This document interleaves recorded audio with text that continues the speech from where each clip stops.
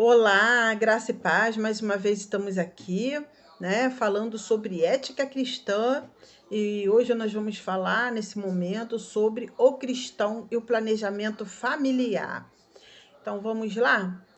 Que o Espírito Santo de Deus venha falar através de mim e que quem ouça, Senhor, venha ter um bom entendimento em nome de Jesus. Amém. Bom, há opiniões radicais dos que se opõem tenazmente a qualquer método ou tipo de limitação de filhos por um casal crente. De outro lado, há os liberalistas temerários que não veem qualquer restrição ética concernente ao dito assunto. Os moderados procuram, com humildade e temor de Deus, aprender a discernir o certo e o errado sobre o assunto pela Bíblia e a busca da vontade específica do Senhor. Com muito respeito, santo temor e sinceridade, desejamos abordar o tema, esperando contribuir para o alargamento da visão sobre esse tão necessário e pouco estudado tema ética cristã. Conceitos fundamentais. Controle da natalidade é o conjunto de medidas limitadoras de emergência, incluindo legislações específicas que o governo de um determinado país adota para atingir metas demográficas restritivas, isto é, populacionais. Na China e na Índia, onde a população é excessiva em relação aos recursos econômicos, são consideradas indispensáveis ao desenvolvimento socioeconômico. Planejamento familiar é o exercício de paternidade responsável e a utilização voluntária e consciente por parte do casal do instrumento necessário ao planejamento do número de filhos e espaçamento entre uma gestação e outra. Visão geral à luz da Bíblia. Determinação divina. Deus criou o homem de modo especial, dizendo: façamos o homem à nossa imagem, conforme a nossa semelhança. E criou Deus o homem à sua imagem, a imagem de Deus o criou. Macho e fêmea os criou. E Deus os abençoou e lhes disse: frutificai, multiplicai-vos, enchei toda a terra e sujeitai-a. Gênesis capítulo 1, verso 27 e 28. Este foi o primeiro mandamento dado ao homem pelo Criador após criar o ser humano, masculino e feminino. Entretanto, Deus não deu um multiplicador. Logo, ter um filho ou dois já é multiplicação. No Antigo Testamento, não ter filhos era constrangedor. 1 Samuel, capítulo 20. Natalidade no Antigo Testamento. Filhos, uma bênção de Deus. No Antigo Testamento, ter filhos era algo sagrado, uma bênção de Deus. Sara, esposa do patriarca Abraão, sendo estéril, sentiu-se frustrada. Recorreu a um ato desesperado, oferecendo sua serva ao marido para que esse tivesse um filho com ela. Como sendo esse filho do casal, isso resultou em sérias e perpétuas complicações. Quando se considera em Abraão e Sara, estava implícita a linhagem do futuro Messias.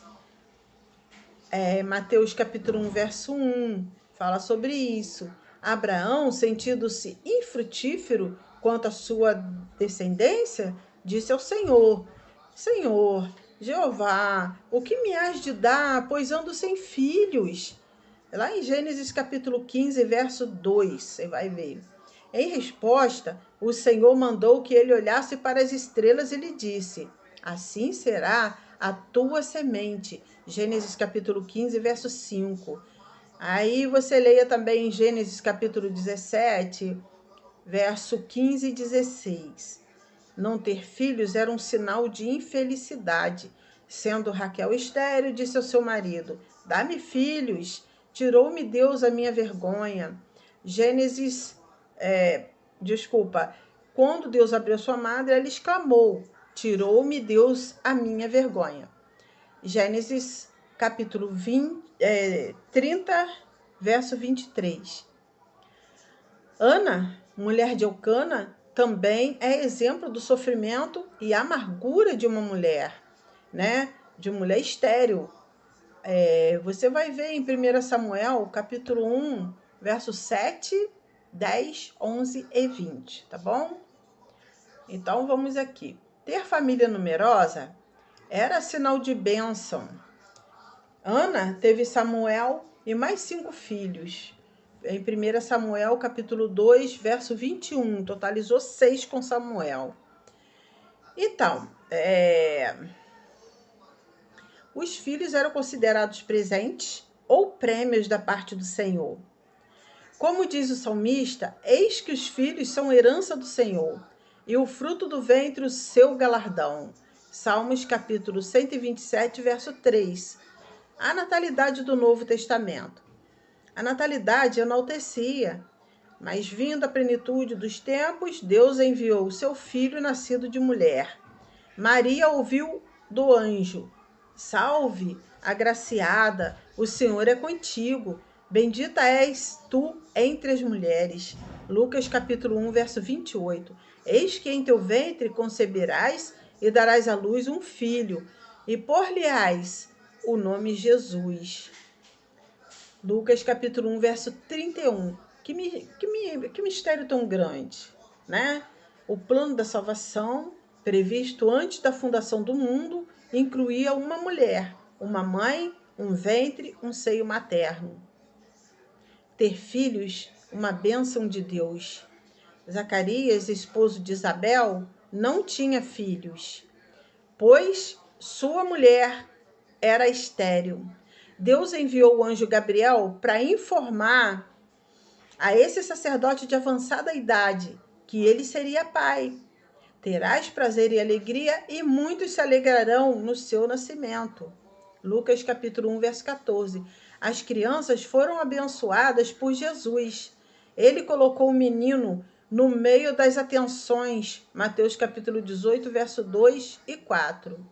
Recebeu crianças trazidas pelos pais, tocou-lhes brandamente, abençoando-as. Lucas capítulo 18, verso 15 e 17. Então, nós vamos parar por aqui.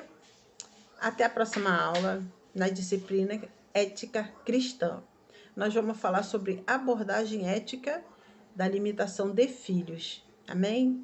Que Deus os abençoe. Fiquem com Jesus. Boa noite a todos. A paz.